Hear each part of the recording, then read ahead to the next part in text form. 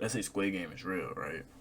And the creator of the movie was somebody that was actually in the Squid Game and won, type shit. You feel me?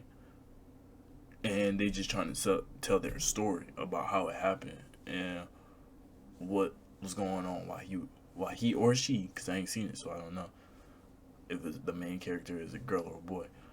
He or she, what was going on while he or she was actually in the games. Like, y'all ever thought about it that way? It's kind of crazy to me.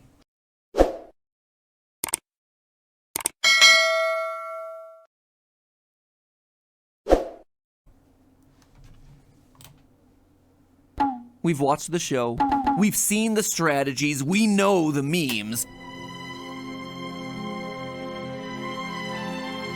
But has anyone actually stopped to ask the question, could a death tournament like Squid Game actually be legal? Sure, there are people dying for cash, which immediately seems illegal, but then again, those contestants signed a contract. They even opted their way back into the game after voting to exit, knowing full well that their lives were on the line. Not only that, but the whole thing is taking place on an island that belongs to, well, we don't know who it belongs to, but is it outside of legal jurisdictions? Can it be? So again, I ask the question, could the Squid Game be legal?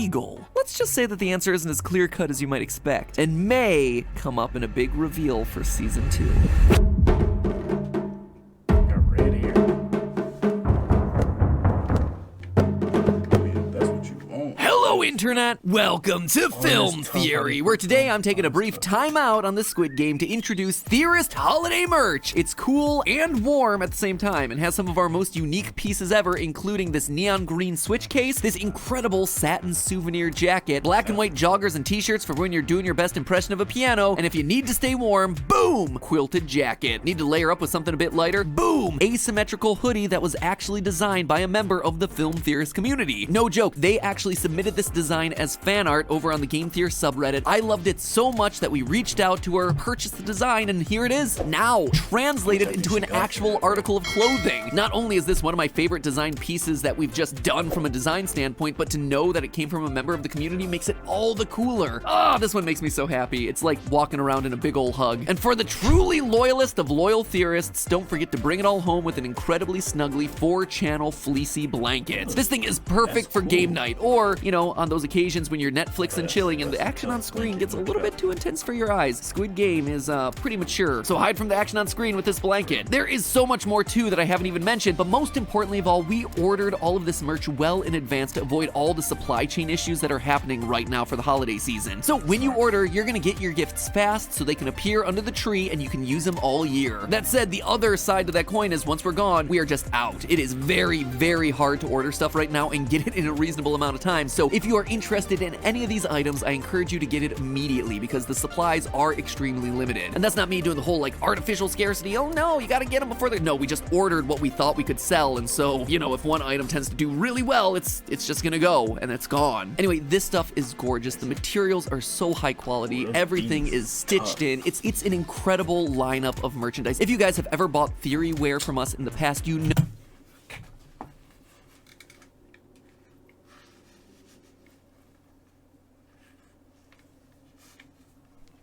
know how high quality it is, how long it lasts, and how much we care about the designs that we're putting into your hands because we see it as an extension of all the things that we do on YouTube. And it's really important for us to get it right, and we think that you are gonna love it. You will love it. So check it out in the merch shelf right below this video. Pull it up in a new tab. Take a look after this video is done. I thank you so much for your consideration. Now back to Squid Game. Obviously, Squid Game needs no introduction at this point. I mean, the premise of get a bunch of people together on an island and pit them against each other in a series of playground games in order to survive just sells itself. It is the most watched Netflix series of all time. Suck on that, Bird Box. It caused a huge surge in demand for honeycomb candy, pink jumpsuits, and white slider shoes, and it's prompting internet creators from all over to make their own versions of the game. Squid Games in Minecraft, Squid Games in Roblox, on TikTok, Squid Games with friends, and before the end of the year, my buddy Mr. Mr. Beast is doing his own version with 453 contestants all competing with the 6 games from the show. Now, obviously, that's not gonna be real, but it prompts the question, could it be? In other words, Jimmy and the rest of the team aren't creating real death games, but if some aging, super wealthy bored guy dying of brain cancer wanted to arrange something exactly like this, complete with the death, would there be a legal way of doing it? After all, they sign a contract waiving their legal rights, so does that make the death game legal? What are the limits of contract law? Can you legally consent to a death game where the rules might result in you plunging to your death? Well, believe it or not, but the question of whether you can legally consent to a death game is something that has actually come up in real life. It sounds crazy, right? Like, who's looking into this case law? But it's come up in numerous cases in the US, specifically with games like Russian roulette, which, disclaimer, is a terrible idea, disclaimer, and should never be attempted ever. Flashing warning lights, awful, awful, stupid, stupid, dumb, don't do this. But basically, it's a, game is not the right word. It is a stupid, dumb, stupid. For real, don't do that, bro. It's nothing cool about that. Games like that, it's nothing cool about it. I have family members pass away from that. RIP to them. It's crazy. You just don't do it, bro. Don't. No. Ain't nothing that fun or that stupid thing where a single bullet is loaded into an empty chamber of a gun, it's spun and randomized, people then take turns pulling the trigger until the gun fires. Loser is the one who dies. Now, like I said, some really stupid, dumb people do this, and they actually wind up dying. But in an interesting legal twist, the other individuals involved in that game get convicted for manslaughter, even when the person who died is pulling their own trigger and doing so voluntarily. Participating in, let alone running a death game, is not legal, even if everyone who's involved knows exactly what they're signing up for. Which means two things. First, that players voting themselves back into the Squid Game doesn't make things any more legal. You see, in Squid Game's second episode, after learning that losing any individual challenge means death, the participants vote to end the game, only to realize that the real world back home isn't that much better than Murder Island. As a result, many contestants voluntarily choose to come back in for another chance to play. From that point forward, they're back of their own volition, knowing full well the sort of game that it is and the incredible stakes that are on the line. But all of it doesn't matter. The games are going to be illegal regardless. But you know what that decision does change? It suddenly makes every participant guilty. For the first game, it could be argued in a court of law that the players didn't know what they were signing up for. Who would have suspected that they'd be transported off to a remote island in the middle of nowhere and forced to contend with a sniper-powered motion detector? No. Nah, getting sniped by playing red light, green light is crazy. Like, I feel like if you breathe wrong, it's wraps for you. Or if you scratch your head, it's up. It's done for you. Like, go get high, you stop. Bah, it's over with. Straight business.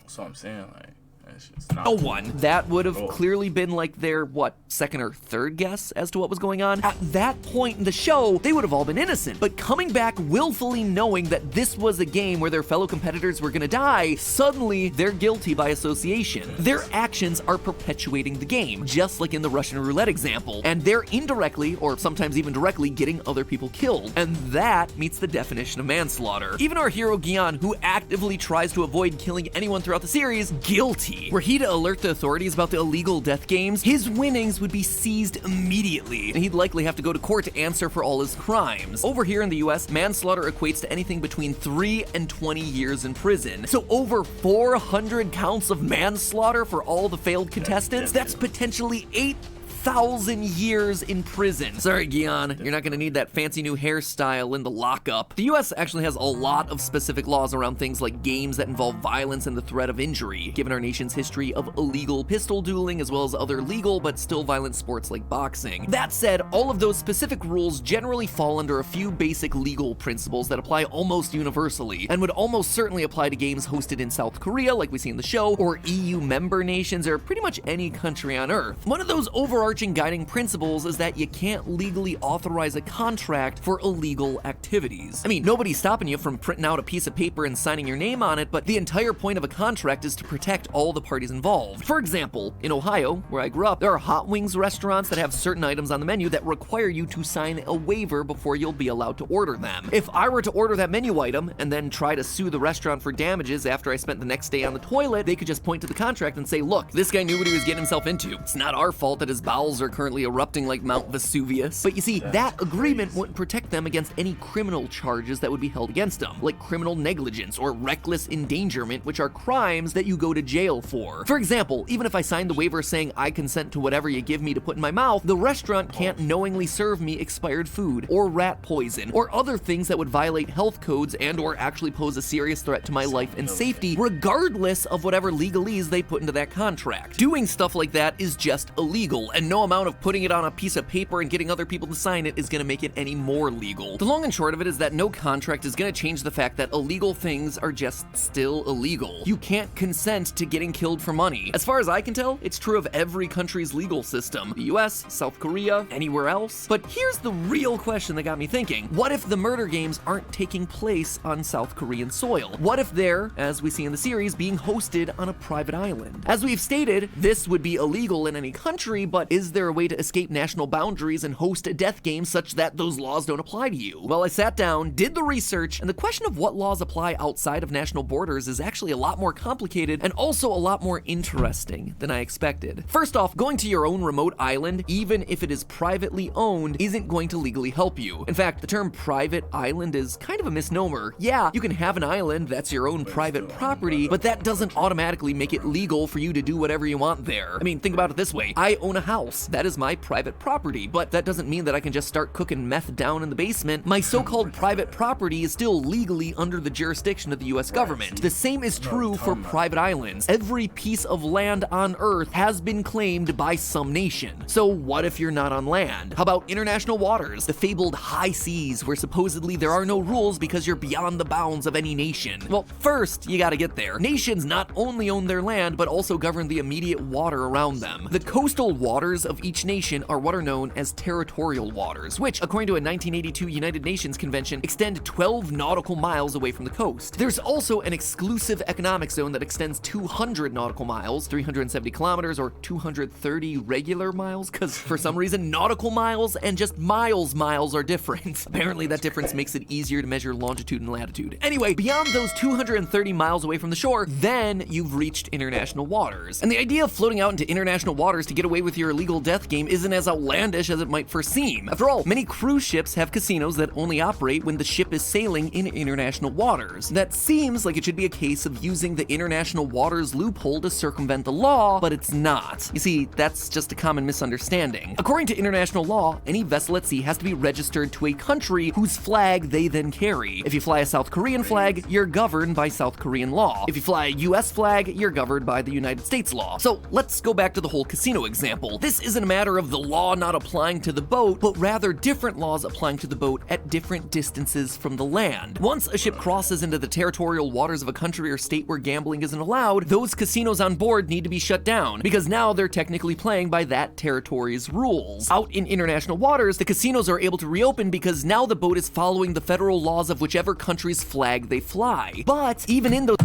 Hey, this man did a lot of research for this. That's crazy. I couldn't imagine.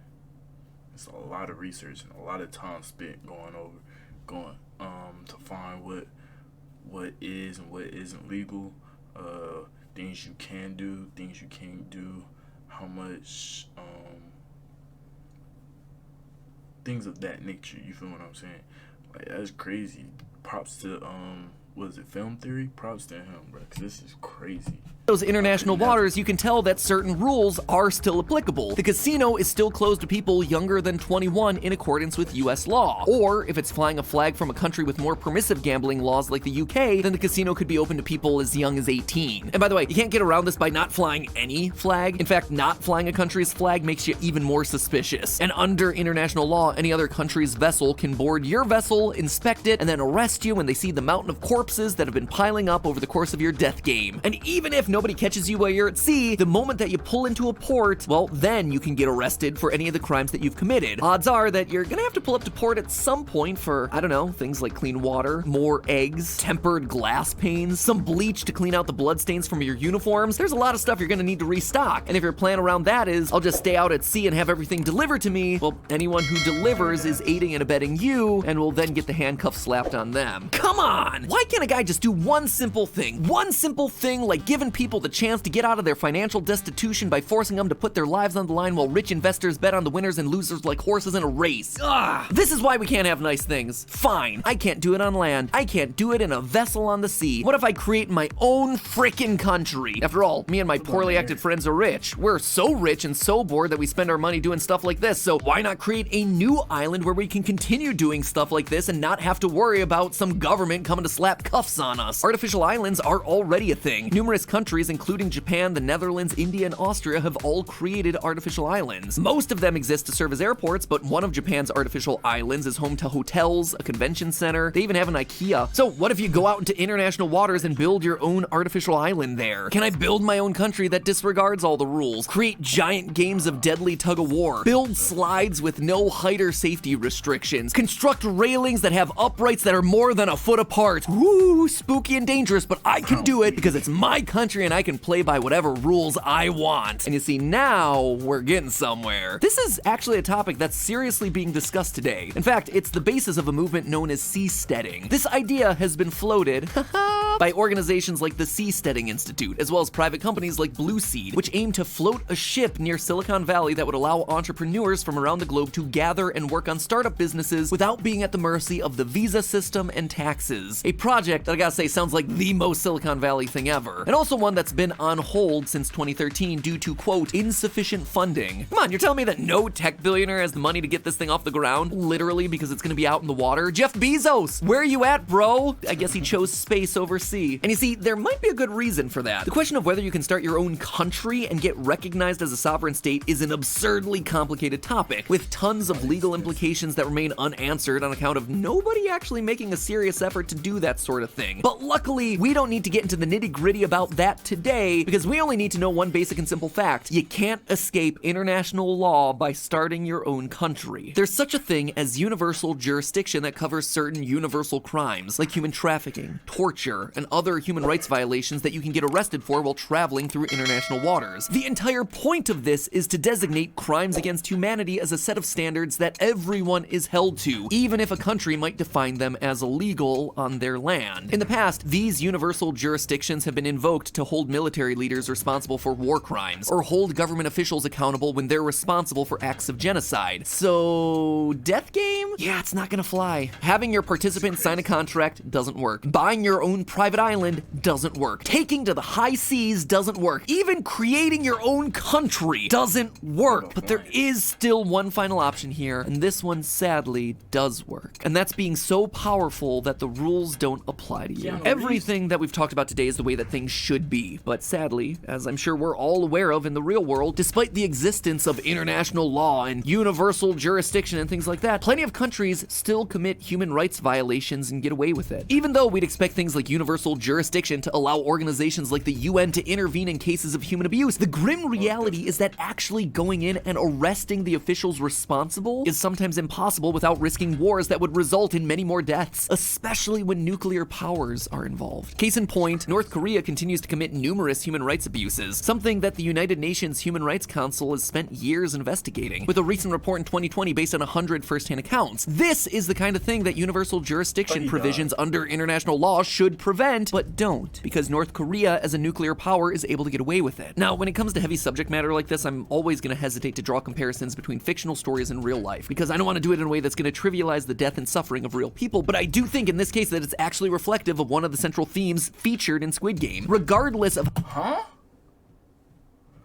Boy, that man talked so fast, boy, I was... Yeah. How illegal something might be, the people responsible for torture, death, and absolute brutality can get away with it simply by how powerful they are. By having a character from North Korea who participates in the Squid Game specifically because she wants to help her family escape from the brutal regime, the show is directly drawing attention to that. In fact, given how willing the show has been to address this topic in season 1 by prominently featuring a North Korean defector as one of its central characters, it wouldn't surprise me at all if we were to find out in the inevitable season 2 that the games are actually held on an island under North Korean jurisdiction. Well, there is no legal loophole that I could find that would make the Squid Games legal. The real world has shown us that it doesn't matter how illegal your actions are if you're operating under the authority of certain corrupt regimes. And given their track record, it wouldn't surprise me to see North Korea turning a blind eye to the ultra-wealthy organizing games where people are killed for sport as long as they get to see a cut of that money. Setting the games on an island under North Korean jurisdiction not only logically makes sense from a geographical, plot-based, and world-building standpoint, but it would also fit in with the themes that the show is already exploring in its first season. And that, my friends, is the sad and complicated truth of the Squid Game. While it might seem stupid to ask the question of could something like this be legal, the real-world answer to that actually matters a lot because it's happening around us each and every day. But hey, that's just a theory. A film theory. And just one final reminder that that merch is available right below this video. If you are interested at all in getting more film theory... Bro, but like the thing I was thinking about this whole time was like, what if, alright, so let's say somebody, let's say, what was I trying to say? Let's say Squid Game is real, right? And the creator of the movie was somebody that was actually in the Squid Game and won, type shit. You feel me? And they just trying to tell their story about how it happened and what was going on, why he or she, because I ain't seen it, so I don't know if the main character is a girl or a boy. He or she, what was going on while he or she was actually in the games. Like, y'all ever thought about it that way? It's kind of crazy to me. But nah, it's the end of the video. Please make sure y'all go like and subscribe to like the video and then subscribe to Film Theory. Please make sure y'all like this video and subscribe. Become part of the family. Become part of DLC. You know, become part of the crew, bro. Yes, sir. Comment more videos for me to watch down below. Make sure y'all share this video with your moms, your aunties, your uncles, your grandparents, all of them. Like we're so close to 50 subscribers. I can taste it. So let's just run it up, y'all. I'll see you on the next one. Peace out.